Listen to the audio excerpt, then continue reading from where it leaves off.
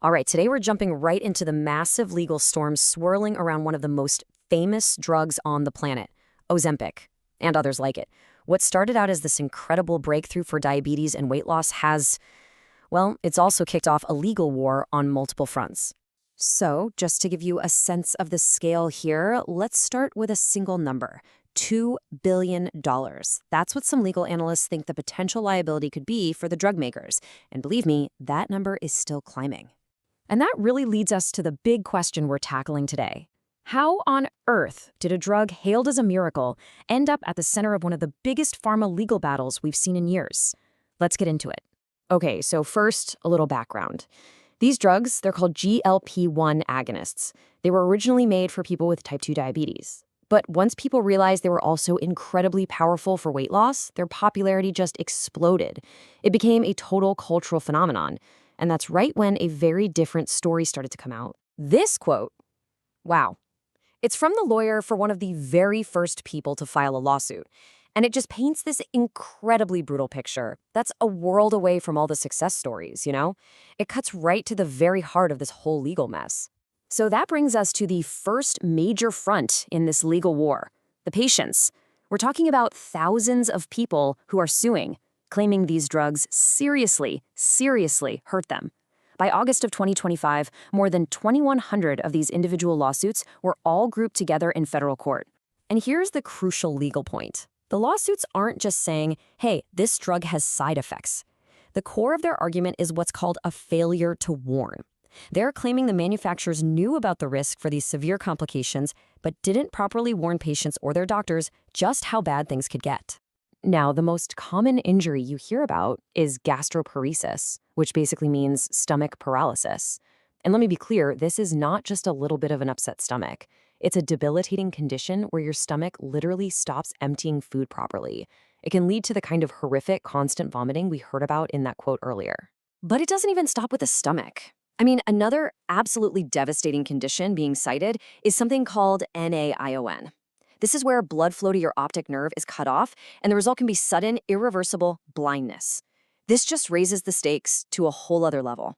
And as you can see, it's not just one or two things. The lawsuits cover this whole frightening range of alleged health problems, from intestinal blockages and gallbladder disease, all the way to pancreatitis and serious kidney injury. Now, you might think this is just a story about patient health, but it's not. The fallout from all this created a completely separate legal battle, this time on Wall Street, with the company's own investors. So what happened is, a group of investors filed a class action lawsuit, and their argument basically is that the company was painting this super rosy picture about its financial future, while they claim downplaying some serious challenges on the horizon. And you can see just how fast everything fell apart for them. In early May, the company is projecting amazing growth. Fast forward just 2 months, and suddenly they slam the brakes, slashing that forecast. They blamed it on competition from cheaper and often unregulated versions of the drug. The market's reaction was, well, it was swift and it was brutal. And the result? The company's stock price just cratered. It dropped nearly 22% in a single day.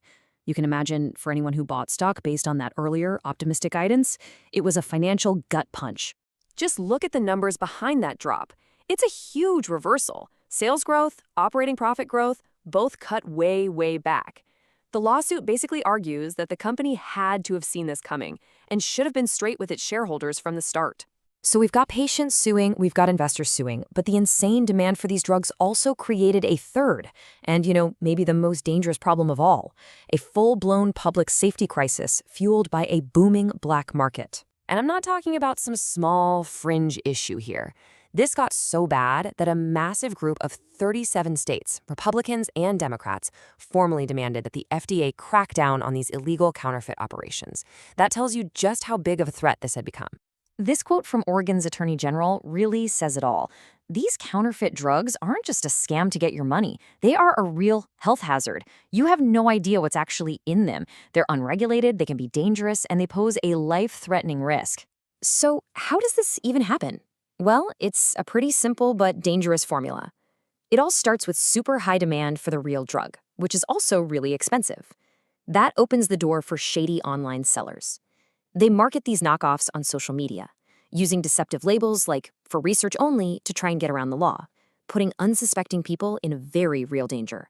Okay, so we've looked at the patient lawsuits, the angry investors, and this scary public safety crisis. So now, let's pull it all together and talk about the most important part. What does all this mean for you? After everything we've just gone through, this is really the bottom line question, isn't it?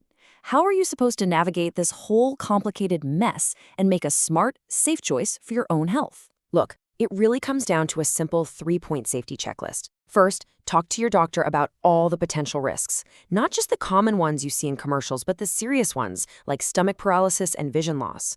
Second, only trust verified sources. That means a real prescription from a licensed doctor filled at a reputable pharmacy, period.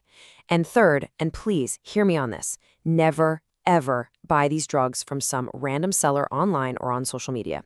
It is just not worth the gamble. And we'll leave you with this final thought. The whole Ozempic story is bigger than just one drug.